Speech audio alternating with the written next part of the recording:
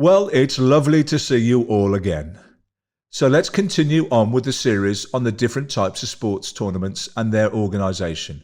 This video is looking at the super interesting sports format that is known as the pyramid. A pyramid competition is used in many sports and is really popular in racket sports such as badminton, tennis and squash. This doesn't limit its use to those sports, and it does lend itself easily to competition in other sports. It's called a pyramid for the obvious reason. It has a lot of similarities with a similar style of tournament known as a ladder.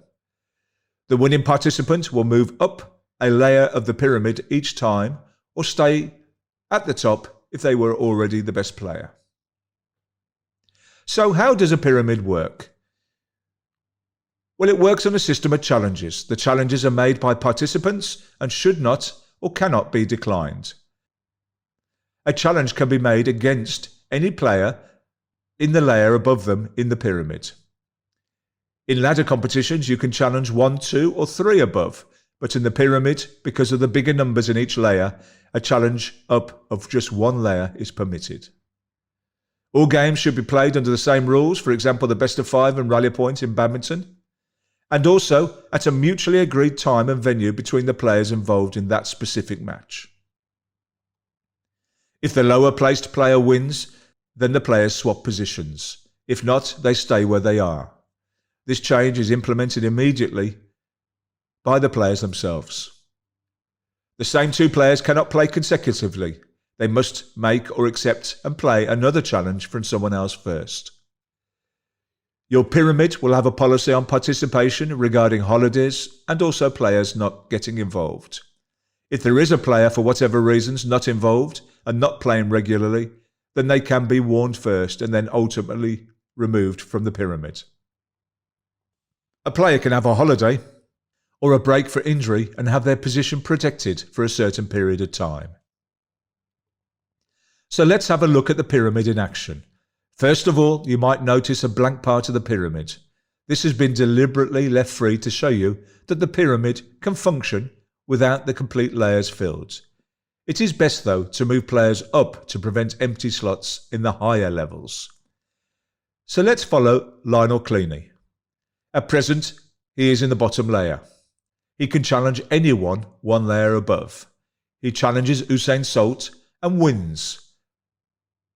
So they will exchange places. He now has a choice of 4 players to challenge, unless he is challenged from below.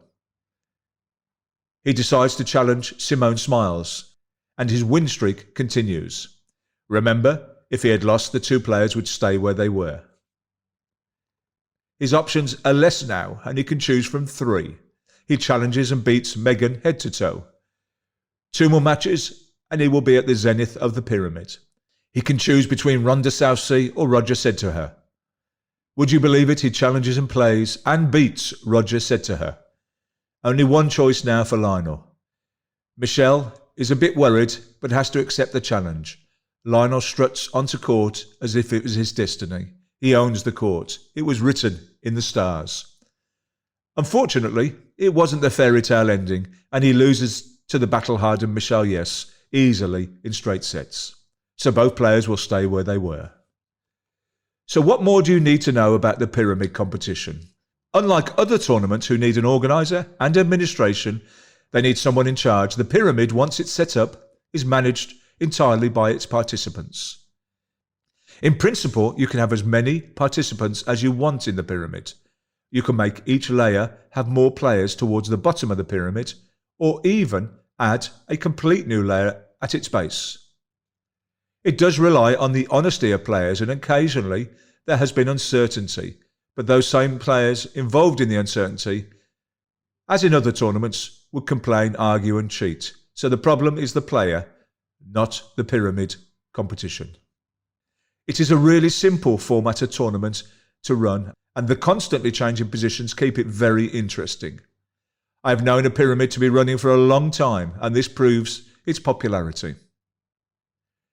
As the competition literally goes on forever, sometimes it is nice to have an interim date where some sort of prizes are awarded to, just say for instance, the person at the top of the pyramid. Another good point of the pyramid is, unlike some other tournaments, there is no elimination or relegation. It's a very inclusive tournament in that, in principle, everyone can play against each other.